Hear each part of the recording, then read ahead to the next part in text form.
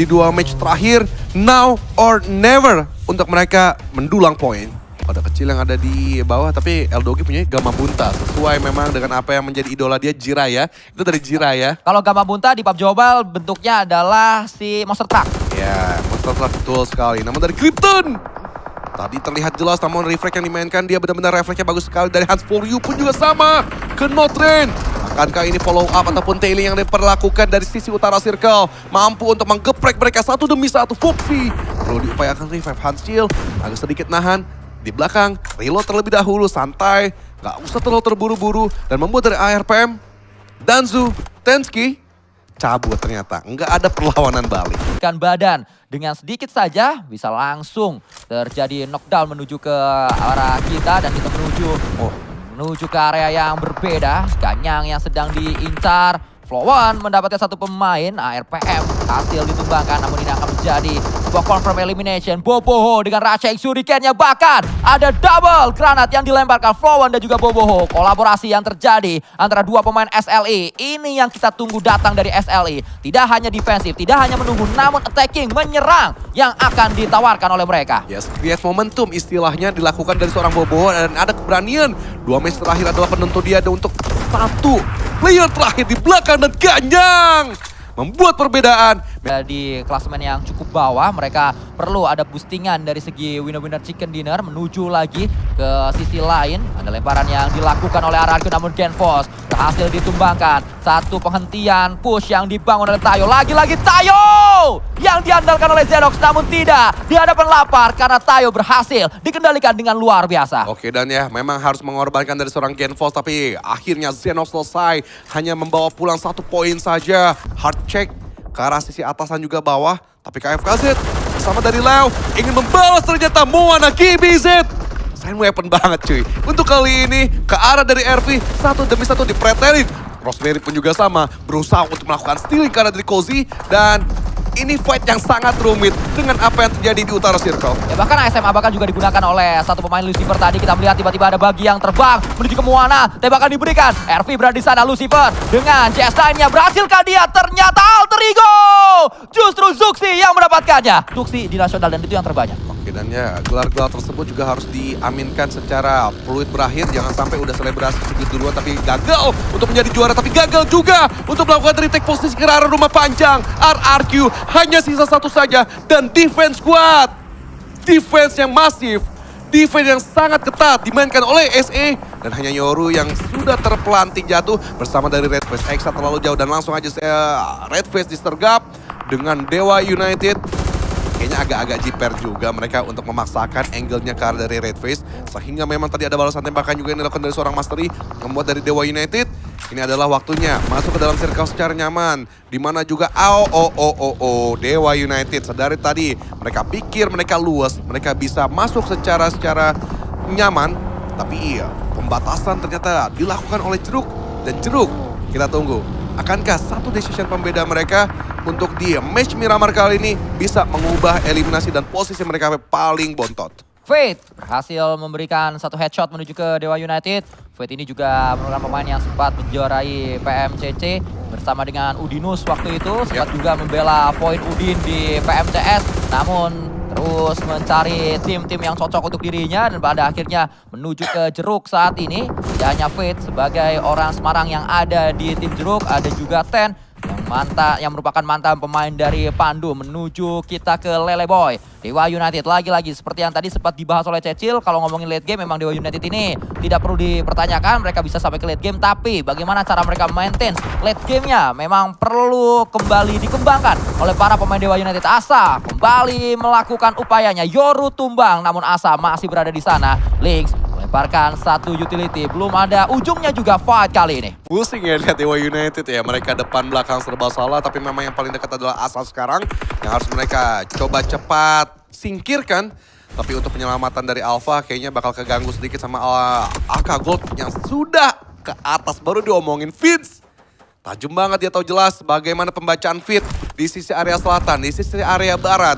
Semuanya harus dia pantau secara seksama. Satar memang tidak bisa menginstruksikan secara in-game. Tapi Alter Ego Mereka tahu jelas ini adalah momentumnya kembali. Bukan ikut campur ataupun bukan gatal melakukan attacking. Tapi memaksimalkan untuk controlling circle. Alter Ego taktis banget, enak banget. Dan makin nyaman mereka bermain seperti ini. Makin ketemu kayak kliknya seperti apa. Namun menjadi hambatannya adalah kalau memang nanti harus ditugaskan menabrak Pandum, how to attack-nya. Ini yang bakal menjadi masalah sampai Rosemary melakukan screening out terlebih dahulu. Voinchai-Kri sedang berupaya keras di utara memperebutkan satu jalan rotasi dengan tim SV, tapi Foxy masih belum bisa membantu untuk Boychill yang sedang salah baca. Hans Poryu masih belum tepat. Oh, Rizky ternyata sama Tens yang ikut campur jeruk melihat situasi ini. Lagi-lagi Voinchai-Kri sampai ke late game. Lagi-lagi Voinchai-Kri ingin mendapatkan elim yang lumayan. Di match yang mereka mainkan ada 6 yang sudah dikumpulkan oleh Voinchai-Kri. Ini adalah match yang kembali lagi membuat kita melihat late game yang akan didapatkan oleh 2 pemain Voinchai-Kri. Namun satu sudah tumbang dan menyisakan satu yang terakhir. Berdiri di depan dari seorang Peter. JS9 dimiliki oleh Peter. Potato revive terlebih dahulu. Saat revive-nya selesai, Peter akan datang menuju ke Potato. Tembakan diberikan Potato. Low sekali tembakan balasan. Tidak terjadi di sana dan Voinchai-Kri pulang seluruhnya ke lobby. Yes, cepat. Karena defense-nya ini nggak terlalu kuat. Namun dari Alter Ego yang kita masih tunggu bersama dari QS. QS di atas benar-benar just wait a moment, not create a moment. Dan jeruk. Ada upaya sih yang boleh-boleh lah, tapi masih gagal. Dan Dewa United selesai juga di hashtag 72 eliminasi. Belum ada satu performa yang sangat mendongkrak dari mereka. Dan begitu pun dari IK Gold. Membaca-baca dulu tiren yang mereka miliki. Sampai ada satu granat yang membuat mereka mungkin Zhao ke trigger untuk hard check lagi di balik dari bebatuan. Menuju ke posisi yang sebenarnya agak riskan juga diambil oleh Akagol. Yes. Karena bukit di sekitaran Akagol ini sudah diisi oleh tim-tim yang beda-beda. Di belakang ada Alter Ego, di depan juga ada Jeruk yang bisa menghajar menuju ke posisi dari Zhao. Belum ada upaya lanjutan yang diberikan, justru Jeruk mendapatkan satu pemain. Quantum ditumbangkan pemain mereka. SV Fior di depan memiliki Rizky. Satu pemain terakhirnya Rosemary mendapatkan pemain dari Quantum. Lagi-lagi Quantum kehilangan 2 pemain mereka dan menyisakan 2 yang terakhir. Yes, kurang berani sih menurut gue dari Quantum sih. Mereka kayak hanya mengandalkan atas aja, kurang berani sedikit-sedikit melakukan cek. Dan itu langsung dimanfaatkan dari seorang Rosemary. Memang Rosemary pun mereka ataupun dia melakukan split ke atas adalah sebagai informan untuk tahu decision nanti bagaimana mereka sedikit menghimpit ke arah dari Pandum. Entah itu masuk dari atas ataupun dari area bawah. Namun dari Vince terlebih dahulu, dari tadi akhirnya mendeteksi, terbayar juga hasil screening out mereka. Satu digeprek, kembali lagi dari Vince. Bakal dicek tapi Pandum terlebih dahulu lah yang tahu jelas bahwa ada yang menggerutu ke arah dari kompon mereka. Harus di-defense secara kuat, tapi Jobrenki kehilangan satu awareness, membuat dari Grumpy masih gagal juga. Yang padahal tadi Jobrenki bisa saja kepalanya didapatkan, tapi Snip diam-diam menghampiri ke IK Gold. Ya, Suksi juga mendapatkan satu pemain, Frenzy tumbang. Pandum kehilangan pemain mereka, IGL mereka sudah knockdown saat ini dan Pandum akan di-challenge oleh Akagol. Berani nampaknya Akagol datang menuju ke area tengah dari zona. Pandum sedari awal saya notice bahwa mereka terus ketiban zona dan ini harus menjadi winner-winner chicken dinner bagi mereka. Namun Snip kembali menjadi pahlawan, menjadi Ranger merah walaupun kepalanya biru menuju ke timnya Alter Ego dan kemungkinan besar Alter Ego juga bisa mengendalikan jalannya fight di akhir-akhir. Mungkin saja kita akan melihat Alter Ego menghadapi Pandum karena memang sisa 2 tim ini saja. Tidak terlalu bagus nampaknya untuk dari kedua belah pihak. Reset kayaknya nggak bisa secara maksimal karena ada finishing, ada ending dimainkan dari Pandum Team C karena dari Alter Ego sehingga sekarang Frenzy sebenarnya sangat nyaman untuk di revive. Kita tunggu Krypton dan juga Snip.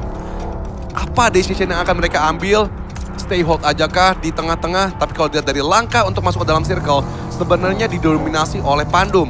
Dan secara garis besar juga, ini di atas kertas Pandum rate-nya tinggi banget untuk mendapatkan winner-winner chicken dinner. Vehicle masih segar, utility pun juga masih penuh. Tapi Snip dan juga Krypton jangan main-main. Ini individual mereka bisa melakukan clutch, apalagi Krypton pernah ngelakuin clutch saat BMWC. Betul sekali, misalkan 2 pemain, Krypton dan juga Rosemary. Clutch. Oh, waktu itu ya? Ya, waktu itu. Clutch pemain dari tim Turki. Dan kita menuju ke bagaimana Snip yang saat ini masih berada di dalam game menggunakan Cup RB, berlari saja. Pandu memang punya pendekatan yang lebih nyaman karena mereka punya pemain yang lebih banyak. mencari keberadaan dari Frenzy. Ya hampir ditumbangkan. Namun dengan knockdownnya Snape, maka Krypton sendirian dan akan membuat Pandum all out attack menuju ke posisi dari Krypton. Yes, Krypton nampaknya bakal dicari. The last man standing ini mampu atau tidak melakukan kelas 1 lawan 4, tapi masih melawan karena ada Leo Dance, tapi akhirnya gagal juga.